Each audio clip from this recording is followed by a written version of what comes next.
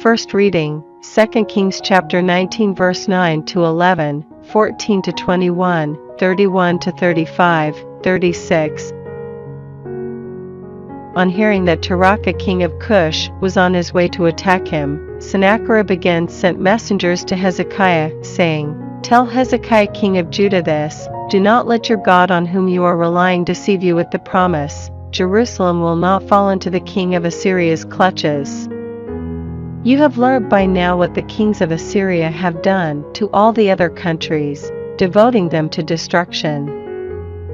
Are you likely to be saved?" Hezekiah took the letter from the messenger's hands and read it. He then went up to the temple of Yahweh and spread it out before Yahweh. Hezekiah said this prayer in the presence of Yahweh, "Yahweh Sabaoth, God of Israel, enthroned on the winged creatures, you alone are God of all the kingdoms of the world. You made heaven and earth. Give ear, Yahweh, and listen. Open your eyes, Yahweh, and see. Hear the words of Sennacherib, who is sent to insult the living God.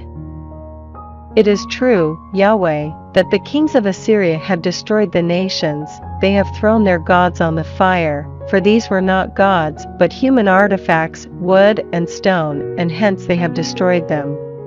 But now, Yahweh our God, save us from his clutches, I beg you, and let all the kingdoms of the world know that you alone are God, Yahweh." Isaiah son of Amoz then sent the following message to Hezekiah, "Yahweh, God of Israel, says this, I have heard the prayer which you have addressed to me about Sennacherib king of Assyria. Here is the pronouncement which Yahweh has made about him. She despises you, she scorns you.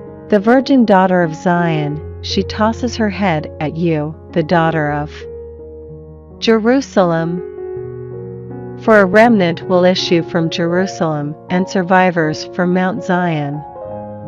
Yahweh Sabaoth's jealous love will accomplish this. This, then, is what Yahweh says about the king of Assyria. He will not enter this city, will shoot no arrow at it, confront it with no shield, throw up no earthwork against it. By the road by which he came, by that he will return, he will not enter this city, declares Yahweh.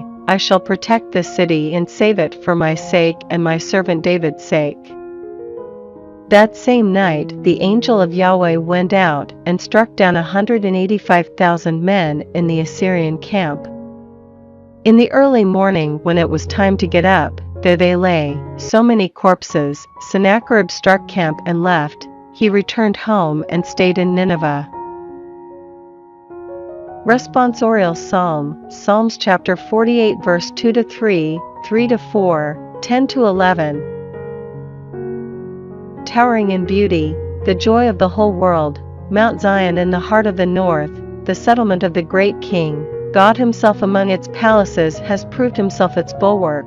For look, kings made alliance, together they advanced, both your name and your praise, God, are over the whole wide world. Your right hand is full of saving justice, Mount Zion rejoices, the daughters of Judah delight because of your saving justice. Gospel, Matthew chapter 7 verse 6 to chapter 12 verse 14.